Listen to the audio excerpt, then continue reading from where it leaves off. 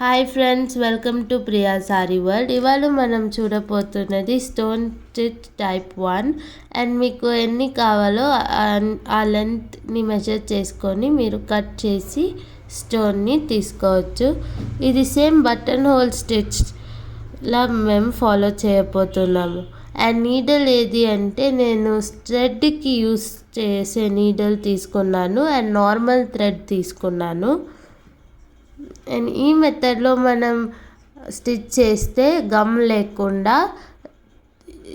Stones move అవ్వదు and ఇంటాక్ట్గా same ప్లేస్లో ఉంటుంది అండ్ చూడడానికి కూడా పర్ఫెక్ట్గా ఉంటుంది.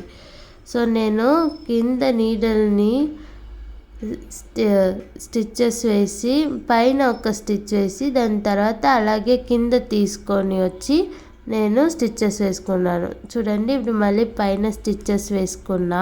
దాని తర్వాత డైరెక్ట్ స్టోన్ కింద వచ్చి ఇంకో స్టిచ్చెస్ వేసి మళ్ళీ పైన వెళ్ళి మళ్ళీ నెక్స్ట్ స్టోన్ కిందకి వచ్చి నేను స్టిచ్చెస్ వేసుకొని అలాగే కంటిన్యూ చేసుకుంటున్నా.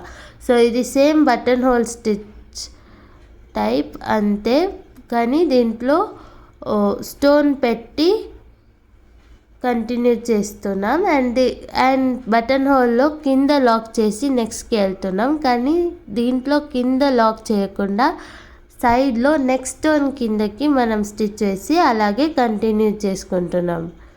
సో నేను రైట్ టు లెఫ్ట్ స్టిచ్చెస్ వేసుకున్నా, మీరు లెఫ్ట్ టు రైట్ కూడా ట్రై చేసి చూడవచ్చు.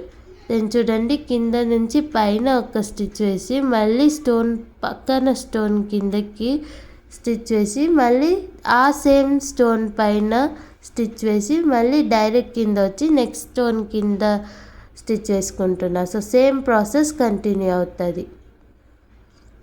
చూడండి, మీకు కనిపిస్తుంది గమ్ పెట్టి స్టిచ్ చేయడం అండ్ ఇలా గ్లూ పెట్టి సైడ్లో గమ్ అన్నీ బయట వస్తుంది.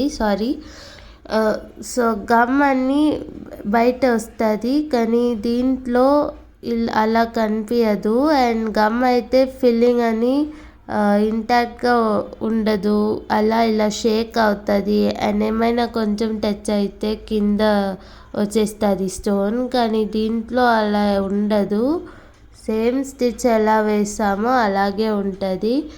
అండ్ ఈ చైన్ తర్వాత ఏవైనా ఇంకో లేయర్ ఇవ్వాలి అంటే గమ్లో వేస్తే అది బాగుండదు. సో ఇలా స్టిచ్ వేసి చేస్తే బాగుంటుంది. So first stone and last stone మాత్రం లైట్గా బయట వస్తుంది, దాంట్లో మాత్రం మీరు గమ్ చేసి పెట్టి మీరు ఫినిష్ చేసుకోవచ్చు. అండ్ ఇప్పుడు ఎండ్ నాట్ వేసి నేను ఫినిష్ చేసుకున్నాను. సో ఎక్కడ కింద వచ్చినానో అలాగే ఎండ్ నాట్ వేసి అక్కడే ఫినిష్ చేసుకున్నాను. అండ్ మీరు చూడవచ్చు, షేక్ కూడా చేసి చూడవచ్చు, అది ఏవి అవ్వదు. సో దీంట్లో రౌండ్ షేప్ ట్రై చేసి చూడండి. దాని తర్వాత ఒక పర్ల్ షేప్ కూడా ట్రై చేసి మీరు చూడవచ్చు. సో ఈ డ్రాప్ షేప్లో స్టార్టింగ్ నుంచి ఒక ప్లేస్లో స్టార్ట్ చేసి దాని తర్వాత కార్నర్ ఎక్కడ వస్తుందో అక్కడ మీరు ఫినిష్ చేయాలి. దాని తర్వాత నెక్స్ట్ ఇక్కడ 6 కార్నర్స్ ఉంది.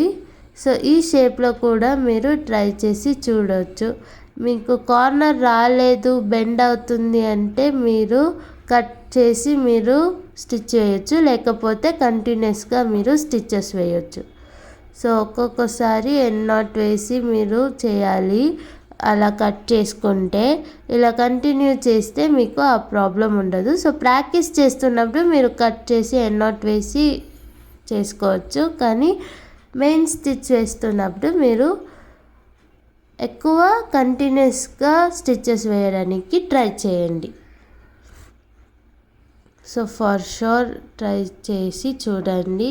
ఈ షేప్స్ ప్రాపర్గా ఉంటే మీరు అన్ని షేప్స్లో ట్రై చేసి చూడవచ్చు. సో మీ ఇష్టంతో డిజైన్ కూడా వేసి చూడండి. Thank you.